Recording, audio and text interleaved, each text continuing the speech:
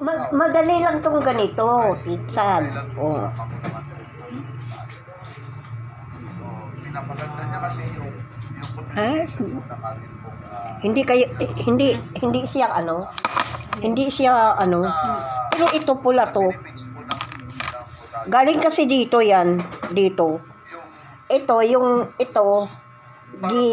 gisuksok ko dito. To. Kasi binabalansin So, yung fluid ng ating tapos pag ano yan, ginaganyan ko yan, no. Kasi parang magamit pa ba, di ba, sayang? Sinisimot mo. Oo. May halong pula. Tapos sabay kong ganyan.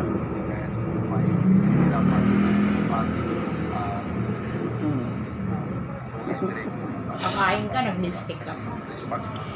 Pahiran naman. Pahiran ko na lang.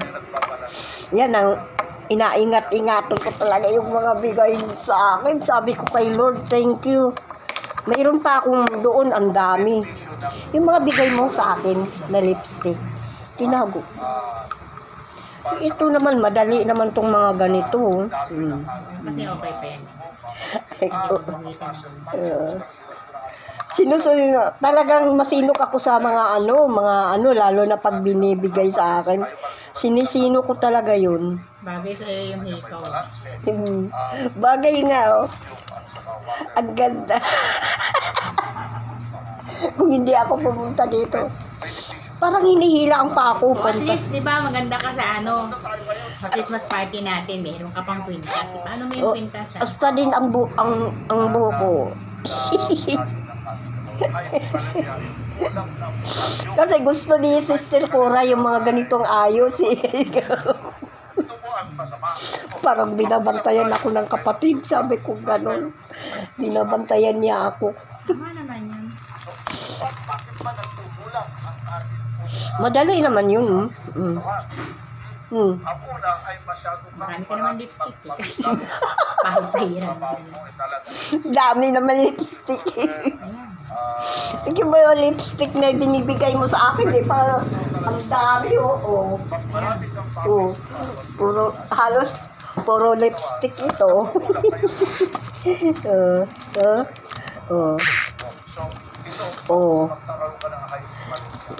Mga bigay mo to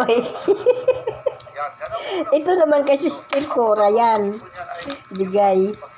Ito naman, ikaw din na nagbigay dito. Hindi pa pudpud na. Hindi ko pa inaano. Kahit pudpud na siya. Makukot-kot mo pa naman. Makukot-kot pa naman. Kaya kung sabi ni Doktora, please marunong ka pala malipstick. Mayroon ako mga lipstick. Naku, Doktora, wag na ako bigyan. Malulunod lang ako sa lipstick. Sabi ko, bakit? Di ko pa nagalaw. Minsan ko ito pag ginagamit ko to, kahit maghapon hindi ako mag-lipstick. Ito.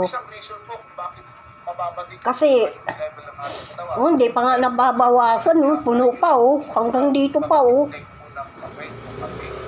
At saka, kung ano ito, pag ito ang ginagamit ko, kahit nababasa, hindi mawawala. Ito. Mayroon mga ilang mga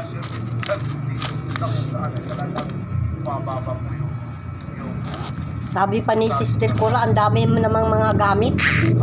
Siyempre, bigay sa akin.